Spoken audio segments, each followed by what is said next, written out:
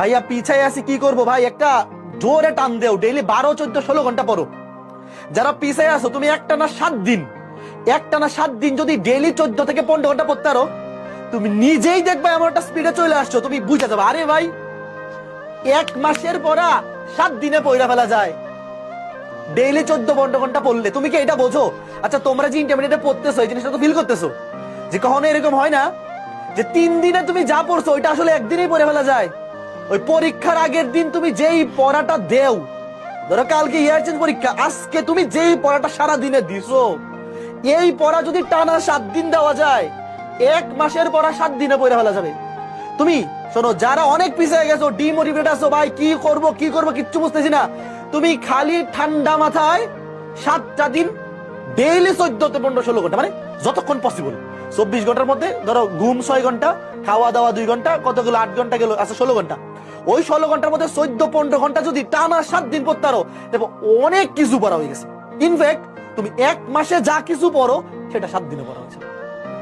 সত্যি কথা, এমনি যদি পড়তে পারো তুমি বুঝে যাবে আরে ভাই 1 বছরের পড়া তো 4 মাসেই পড়ে ফেলা যায়, আসলেই যায় যদি ইচ্ছা থাকে। তুমি ওই লেভেলে পরিশ্রম করবা কিনা? করবা না, কারণ তুমি যদি বিগত 1 বছর নষ্ট করে থাকো এটা শিওর তুমি সামনের 5 মাসও নষ্ট করে ফেলবা। বুঝছো? অসুবিধা হচ্ছে এই জায়গায় যে তুমি এই গত 1 বছরে সিরিয়াস হওনি, তোমারে আমি যতই গুতা দেই তোমার কাজ হবে না, এটা হচ্ছে রিয়েলিটি। বাট যদি কারো কাজ হয় যে ভাই আমি আসলে একটা কামব্যাক দিতে চাই, তাইলে 5 মাস অনেক সময়। August, September, October, November, December, জানুয়ারিতে টেস্ট পরীক্ষা, 5 মাস অনেক সময়। ইনফ্যাক্ট যদি টেস্ট পরীক্ষার আগে কিছু অধ্যায় বাকিও থাকে, ধরো আমি উদাহরণ দিলাম, ধরো হায়ার ম্যাথ অধ্যায় আছে 20টা, তুমি টেস্ট পরীক্ষার আগে যদি 15-16টাও শেষ করতে পারো, মানে এবার এই যে 10টার মধ্যে 8টা অধ্যায় ভালো মতো কমপ্লিট করতে পারলে সিকিউ এ 50-50, এমসিকিউ এ 23-24 তুলে ফেলা যাবে, বাকি 1-2টা অধ্যায় জাস্ট এমসিকিউ দেখে গেলেই হয়ে যায়। তো অ্যাটলিস্ট যদি টেস্ট পরীক্ষার আগে 80% সিলেবাস ভালো মতো কমপ্লিট করা যায়, তাও তুমি একদম ভালো মতো 100-90-এর বেশি তুলতে পারবা।